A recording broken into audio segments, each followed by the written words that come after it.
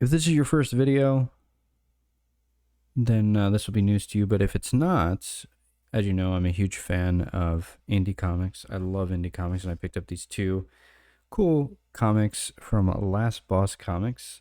I'm just going to take a quick look at them. I always like supporting indie comics. I'm a huge fan of indie comics because I think comic books are making comic books so difficult.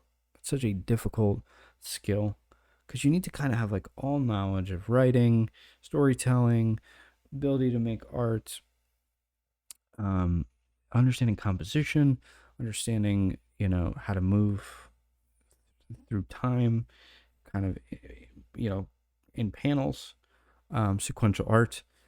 But yeah, anytime I get an indie, anytime I set my eyes on an indie comic, I will try to cover it if I can. So we're going to start with this one. This is a cool Ashcan edition. I love Ashcans. I love when somebody, sells their own printed comic in this very cool cover. I mean, this cover is super cool. And then you get this awesome paper on the inside. So I'm a huge fan of that.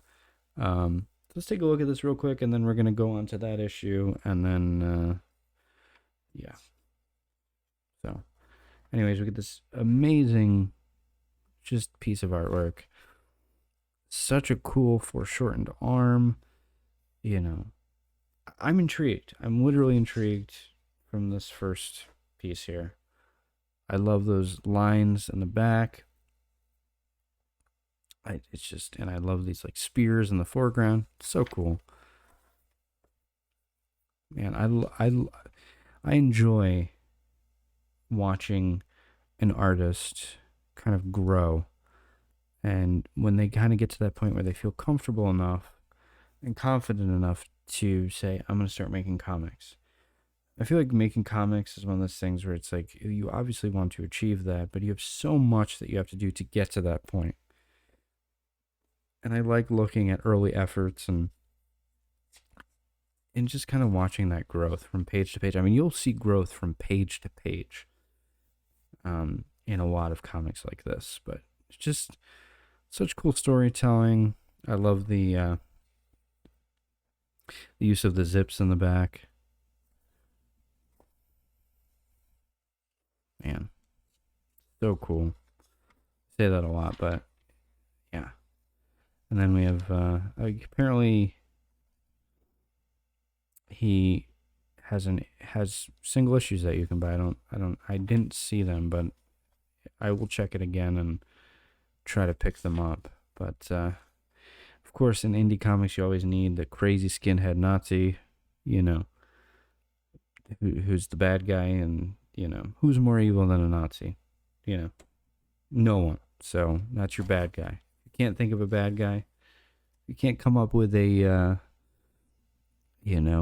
Doctor Doom or something like that. Just start with a Nazi, and then you can move on. I mean, look at Captain America. He was beating the shit out of Nazis, and then finally he got himself. I don't know if Red Skull was in the first issue. Maybe it was, but he's a Nazi, So, yeah, it's just always the first thing you can go after.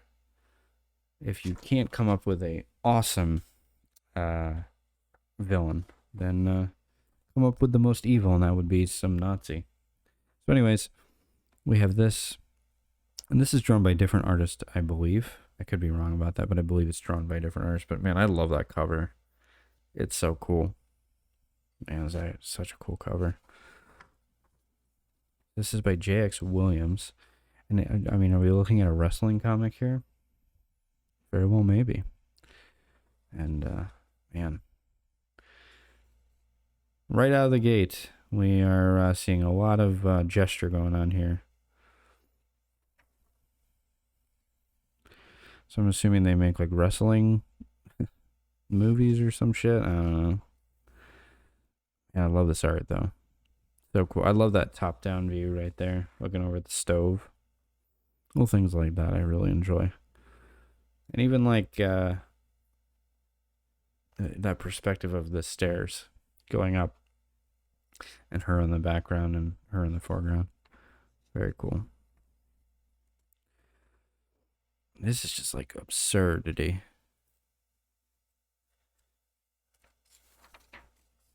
But it looks rad as fuck. And then we get like a Red Sonja comic. This is by Neil. I think Neil is the dude who Neil Devlin. So I will leave a link to their website and their Instagram below, so you can check it out. I mean, you should always try to support indie creators, because indie creators, man, I feel like they're keeping the comic book industry alive. Because mainstream comics, man, they're just kind of meh right now, in my opinion.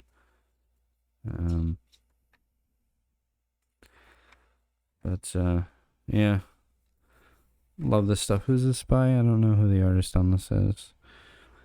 Does it say? Not sure. But just absurd, you know. Absurd comics. That's the other thing I love about indie comics. They're always absurd. They're always just fucking nuts.